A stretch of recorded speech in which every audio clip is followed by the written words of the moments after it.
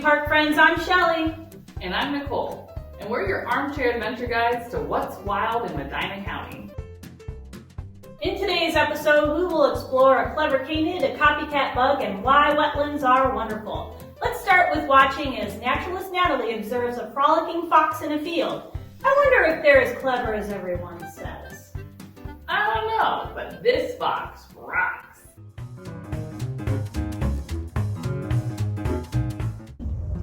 Red foxes are resourceful creatures. While they prefer small animals like rodents and rabbits, they are omnivores in the truest sense of the word. If they must, they will eat eggs, birds, reptiles, amphibians, fruits, vegetables, worms, and even resort to eating garbage to survive. Their keen sense of hearing allows them to hunt for things even when their prey is below ground. As you watch this video, you may notice the fox moving all over the field. It is likely following sounds of interest or of possible prey. Once the fox finds its prey, it will often remain still to close in on the sound before making a final leap into the air to pounce down on its prey. This is the behavior that the fox is currently exhibiting.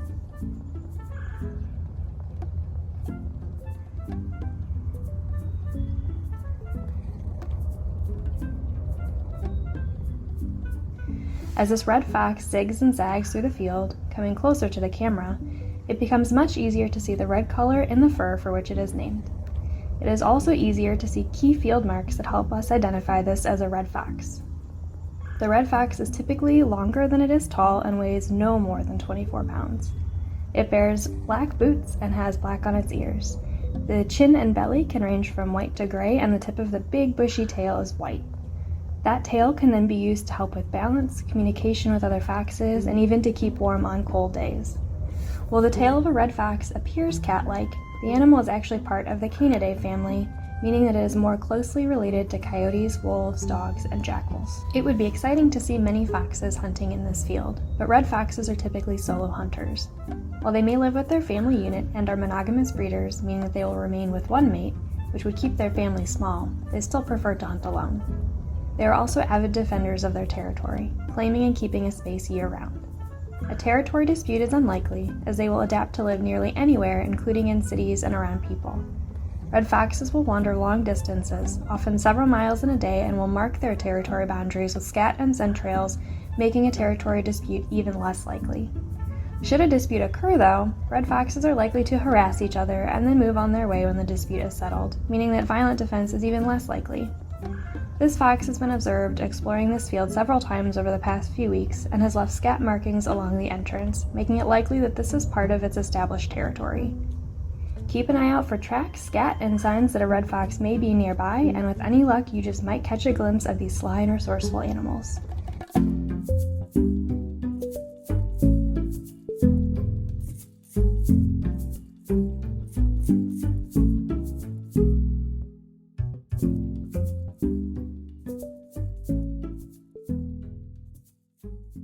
Nice work, Natalie. Those clever canids really are complicated creatures. Hey Nicole, did you know that Medina County Park District manages over 7,200 acres? That's amazing! I bet there's a story for each one. Well, probably, but we only have time for one today.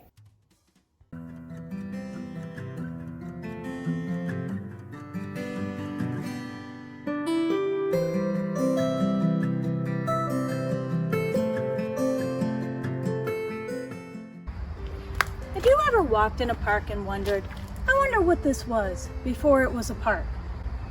The progression from private land to public park is as unique and diverse as the properties themselves. And here in Medina County, each of our parks has its own unique history. From glacial remnants to generational family farms and even an old amusement park, you'll find these stories both interesting and heartwarming. Come on, let me tell you a story.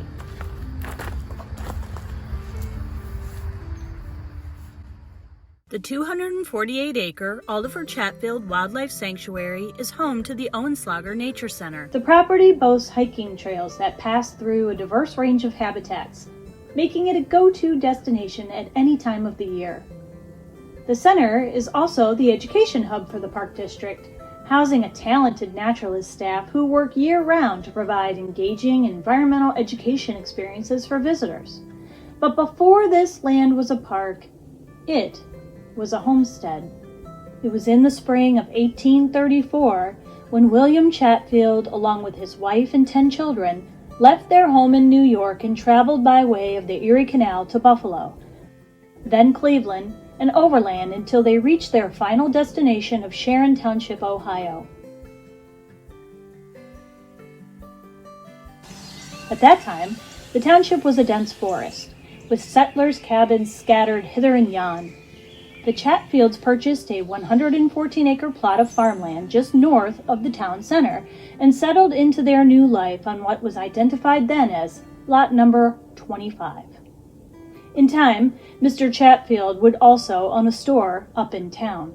The years went by and the family enjoyed their life in Sharon Township, and when William passed away nearly a decade later, the property was handed down to his son Guy Chatfield.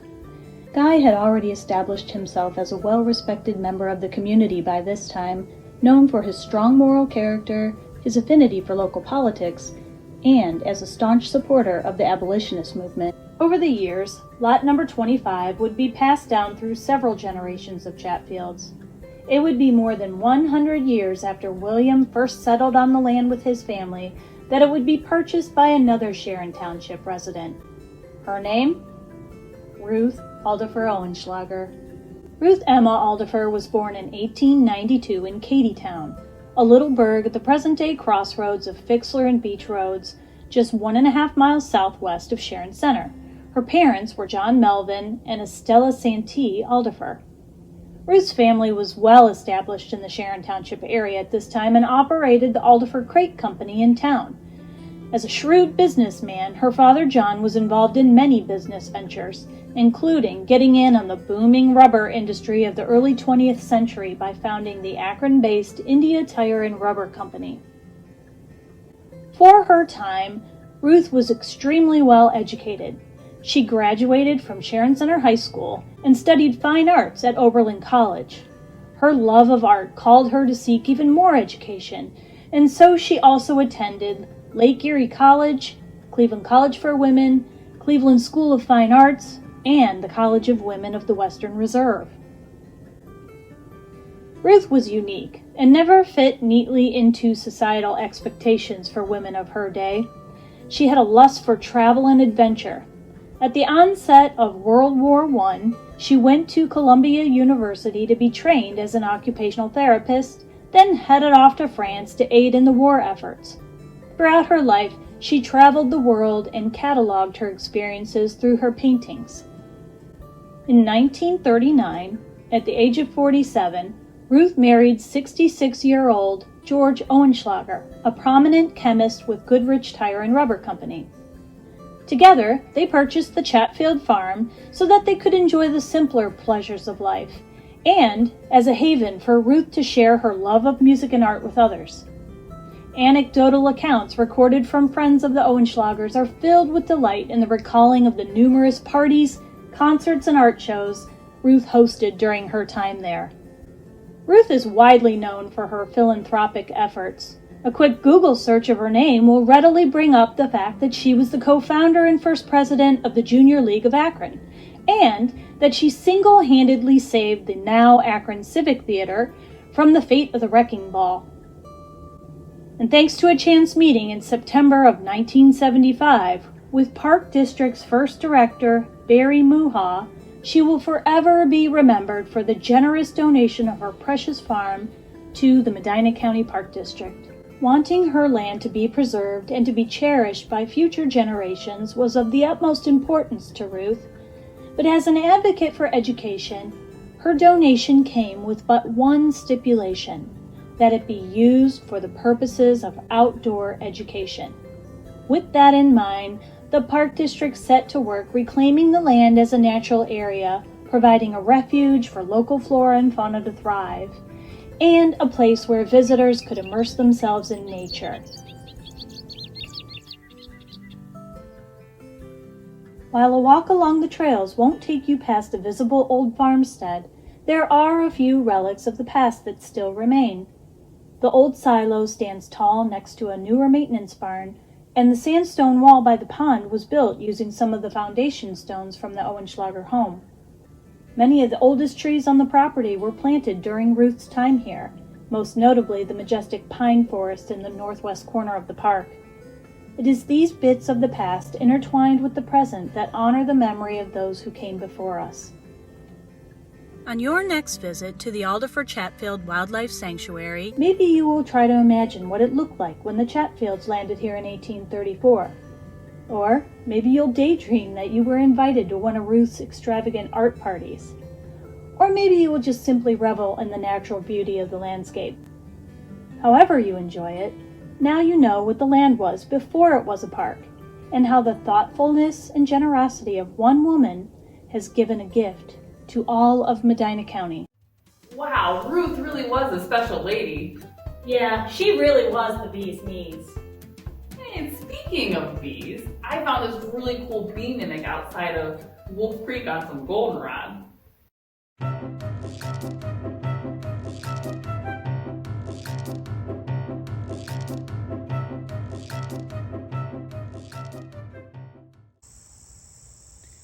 In fall, the fields are abuzz with activity. Several species of goldenrod flower are in full bloom. Each plant has hundreds of small flowers that provide nectar and pollen as a food source for many insects. What's this bug? This is an adult locust borer. It is native and endemic to eastern North America. They are large black and yellow beetles about 3/4 to an inch long. There is a W pattern on the elytra, which is the hardened forewings, and they have distinctly red legs. The locust borer is in the family of longhorn beetles, attributed to the very long antennae on its head, at least half as long as its body. The adults are active in late summer and fall, August through October. They are herbivores and are commonly seen feeding on goldenrod. The beetle probes each tiny flower with its mouthparts looking for pollen. They contribute to pollinating the plants, even though there are many insects far more effective at pollinating. The other place to find an adult locust borer is on black locust trees. Like all beetles, locust borers go through complete metamorphosis. Their life cycle consists of egg, larva, pupa, then adult. After mating, an adult female lays eggs in crevices of the bark of a black locust tree. The eggs hatch into larvae called locust borers. They rely on this single species of locust that their young will tunnel or bore through. The young are mostly inactive over winter. In spring, they begin to tunnel beneath the bark, destroying vascular and structural tissue inside the tree. They will bore into the heartwood and down the branches. They are not harmful to humans, but they can be harmful pests to young trees or trees growing with poor nutrients. However, large, healthy black locust trees usually survive with minimal impact, even with multiple locust borer wounds.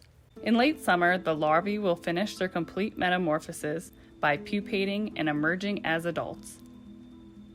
The main predators to locust borers are birds. The young are protected from most birds because they live within the tree. Woodpeckers can threaten the tunneling larvae. The adults are afforded some protection from predators by their baptisian mimicry. This is an example where a harmless species has evolved to imitate the warning signals of a more threatening species. The yellow and black pattern of a locust borer mimics the stinging insects that are in abundance on goldenrod, like wasps, bumblebees, and honeybees. These markings might fool some birds into thinking that this harmless, tasty beetle is instead an insect capable of delivering a painful sting. You know, working at Wolf Creek is kind of like a suspense novel. You never know what's going to happen next. It's great, and it keeps us naturalists on our toes, and on top of our chairs.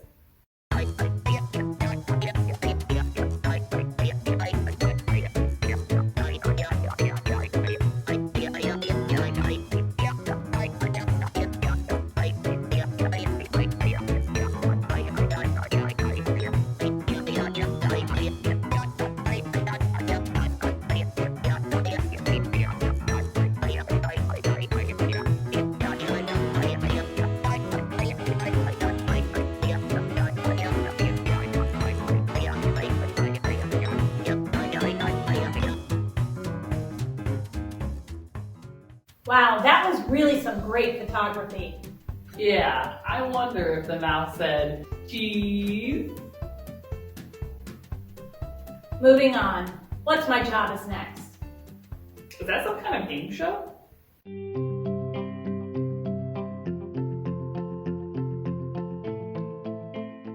Now, sorry, it's not a game show. There'll be no prizes. However, your reward is that you get to meet some of the people, many of them behind the scenes, who make the work of the Park District possible. Now, I'm here with my colleague, Judy Sorazak, who's the Park District's volunteer coordinator. Judy, thanks for joining us. First off, tell us, was there a moment in life that you first really connected with nature? Maybe it was as a kid playing outside, or maybe it was later on as an adult you had kind of an aha moment. It's no wonder I work for a park. If you meet somebody that I knew from the past, from my high school, elementary, or even in my older years, people would say, you always were an outdoorsy person, how fitting this job is for me. And it's a privilege to be in such a beautiful location and a beautiful park system. As a youth, we would take Sunday drives, and my dad would stop at a new park and we would stop and skip stones, which I probably learned how to do shortly after learning how to walk.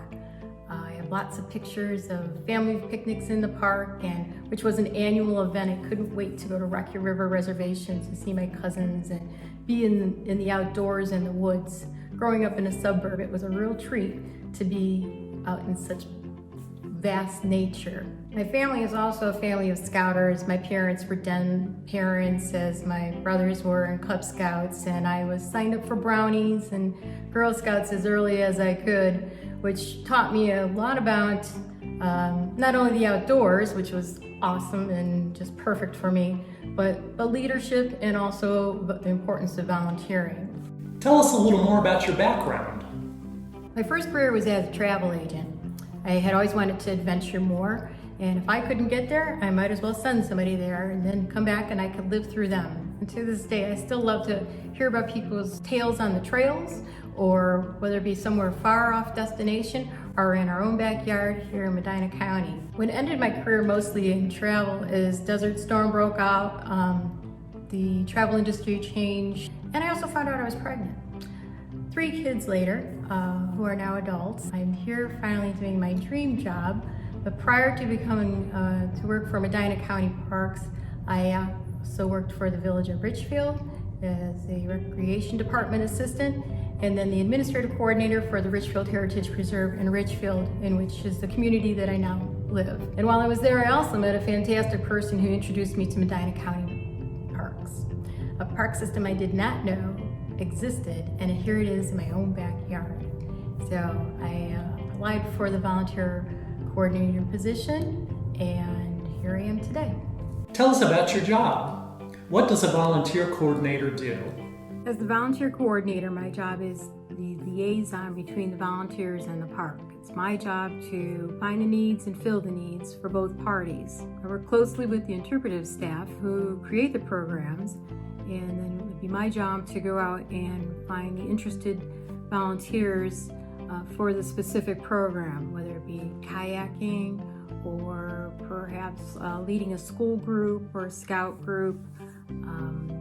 We have puppet shows. Not every volunteer is suited for every program, nor does every volunteer want to be a part of every program. So I try to find the right fits for everybody to have the best experience, a quality experience for everybody involved. Another one of my roles is scheduling for the park. As a school group needs to schedule a program, a school program to meet a curriculum, the school would contact me, the teachers contact my office, and I would arrange their visit here to Wolf Creek Environmental Center. What are some of the benefits of being a volunteer? Well, lifelong friendships. It's a way to try and learn new skills. Through the citizen science programs, you learn about different habitats, and specifically maybe bluebirds or frog watches or butterfly monitoring. And if you don't enjoy that particular citizen science, you could try another one. You also get invitations to special volunteer-only events. We also give you the satisfaction of volunteering for your community in Medina County. Judy, what do you like to do outside of work? I like to hike. I like to spend a lot of time in my yard. I have a small slice of woods and a big open space for frisbee or playing. And I do some gardening. Again, I love photography, visiting my family, traveling. My husband and I are on a goal to adventure to every national park. There's a big world out there. There's lots to do. Judy, thanks for all that you do, and thanks for joining us today. I was really engrossed in hearing all that Judy does for the parks. For sure. You know what else is engrossing? Watching a snake shed its skin. I bet some people don't know that they do that in order to grow.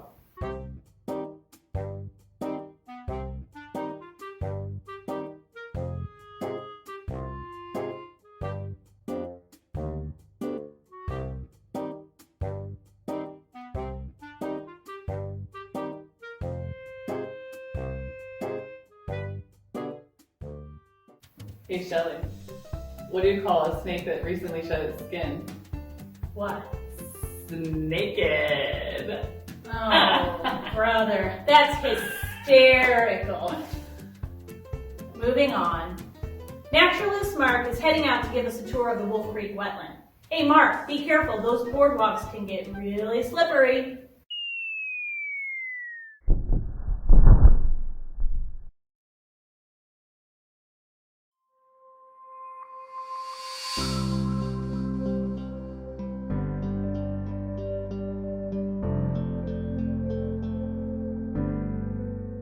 Today on Tales from the Trails, we'll be hiking around Wolf Creek Environmental Center. Currently, we're on the boardwalk that goes across our wetland area. We'll be learning about plants and animals that live in our wetlands.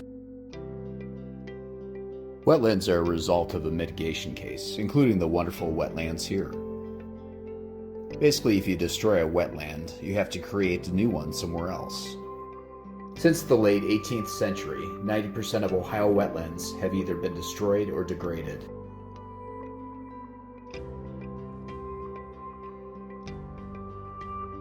One of the plants that many people enjoy seeing and photographing in our wonderful wetland is the beautiful, fragrant water lilies, both the pink and the white varieties. Purple pickerel weed call this habitat home as well. Bees and butterflies like the tiger swallowtail enjoy the nectar from these flowers. What kind of bird nests in this large box? If you guessed a wood duck, you are correct. Wood ducks can almost always be seen in our wonderful wetland. The male and females choose a nesting site together. Typically it's a cavity in a tree, or sometimes a nesting box like this one. If they choose a cavity in a tree, it sometimes is directly over the water, but other times it can be over a mile away from water.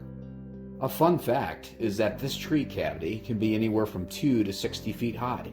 How do the young get down once they hatch in the nest? Good question.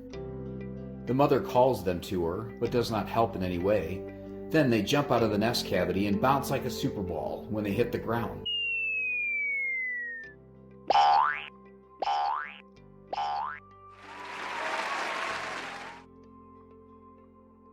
Amazing. They have a tremendous amount of fluff from their feathers that cushions the impact. Can you guess which duck the male is? If you guessed the beautiful brightly colored one, you are correct. Other animals seen in our wonderful wetland include the northern water snakes, which are not venomous by the way, but can be seen sunning themselves on logs or other objects, or can be seen slithering in the grass near the water. Painted turtles can be seen sunning themselves as well on logs or near the shore. Kind of a rainy, cloudy day today. Boardwalk is really wet. Be careful you don't slip. Now, we'll move to the back of the wonderful wetland. One last animal we'll talk about is the American beaver. A few years ago, these animals moved to the back of our wonderful wetland and created a second wetland that is wonderful as well. 2 for the price of 1? That's a great deal. Iron beavers have in their front incisors help to keep their teeth strong. Here are beaver chews. They can cut small trees down in a matter of minutes, and they feed on the inner bark of a variety of trees, including cottonwood, like this one. How much wood could a beaver chuck wood if a beaver could chuck wood? Wait, that's a woodchuck. Whoops, wrong animal. Beaver dams create ponds that provide protection against predators like coyotes. Dams are made out of mud interwoven with sticks. They use their front feet to pack down the mud, not their tail. Their tail is used for communication, slapping it on top of the water to alert their family members of danger. They also use their tail for steering, as they swim with their webbed back feet. Lastly, they use it as a handy seat cushion. They never misplace it and always know where to find it. Must be nice. I wish I could do that with my car keys and wallet. It's the sound of running water that theory suggests that triggers a beaver to instinctively try to stop it. Scientists have done experiments where they placed an audio player out in the middle of a forest, playing the sound of running water. The next day they came back and found beavers covered it up with mud and sticks. The saying busy as a beaver comes from the fact that they always need to repair their dams. Here is footage of Wolf Creek's resident beaver repairing its dam. The lodge is like a castle with a moat around it, protecting themselves from predators. They have several underwater entrances and a living quarters that is actually dry above the water. We are not sure of the actual number of beavers living back here, but typically a family group or colony can be anywhere from 5 to 6. There's always a lot of work to be done, and that is why the families are so big. Thanks for joining us today as we explored our wonderful wetland. I hope you can see why wetlands are so wonderful and important. Thanks for the trip down the boardwalk and for all the great info. Sounds like wetlands really are wonderful. That's it for today's episode, folks. Join us next time for another armchair adventure in the Medina County Parks. Until then, Stay wild, Medina!